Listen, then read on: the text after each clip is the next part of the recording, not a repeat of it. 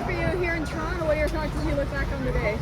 Feels good. We finally got our first top 10 here with the team, and it was a chaotic day. I mean, it started off pretty easy and pretty smooth sailing, but those last 20 laps it was chaos. You know, when you have one incident that bunches everybody back together and everybody knows it's 20 laps. I mean, people are pushing, they want to get those results. So, yeah, we ended up surviving. It was chaos. We went flying in the air, landed back down, and in the end, we finished the race back in the position that we started, which I think is very good with the team. I mean, we need to work on finding some pace when it comes to the races. We can get up there for qualifying, but I mean, Andretti, Penske, Chip, for some reason they have something in these races that they end up moving forward. So we're getting a little bit closer every time. So hopefully going into these future races, Gateway, Portland, Nashville, Milwaukee, hopefully we can make that jump and stay with them and continue these top 10 results.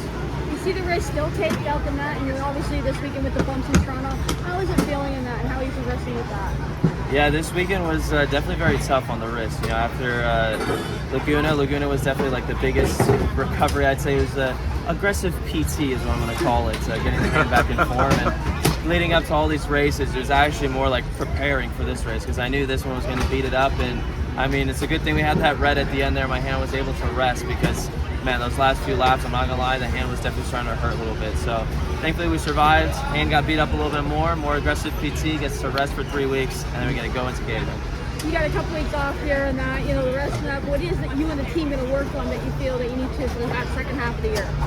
I think it's going to be a lot of just focusing on race pace, trying to keep our pace up in the races. I feel like that's kind of the one thing that we've been lacking a little bit. It seems like, you know, from Mid-Ohio to even Laguna, first race with like 1.5 hands, we still ended up qualifying 12. So qualifying, we can get there, you know, 2 fast sixes, ovals, we can be there. It's just for some reason in the races, we tend to trend backwards. So we need to really dive deep, look at what's going on. I mean, of course, we have the alliance with Andretti, so maybe we can look at their data and see what's making that difference of why their cars are keeping up the pace. It's got to feel good to get this top 10 after the way your year kind of started.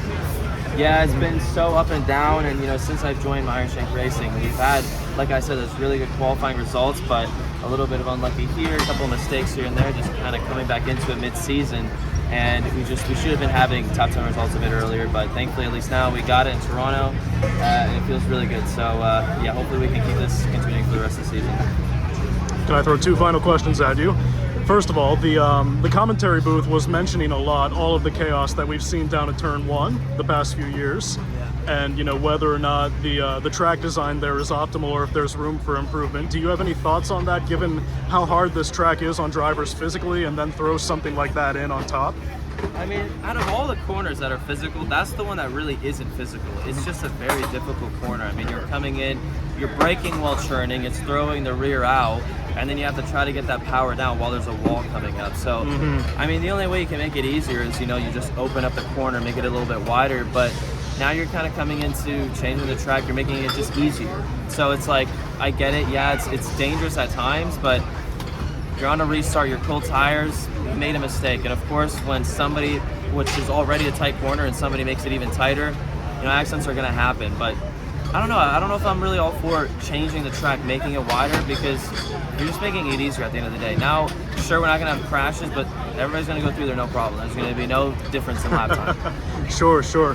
One last thing, just out of concern, you were a bit quick to get out of your cool suit in the car. Are you feeling okay physically and all that? Yeah, I think physically I feel good, especially after that red flag, you get to cool down. But I think from our side, it was more just the wrist hanging in there. You know, just all these bumps. It's just like an aggressive physical therapy program is what I've been calling it. So it definitely got a little bit beat up, and it's going to be good though. I have 3 weeks, I get to let it rest, and this is for sure the hardest race that I'll have all season.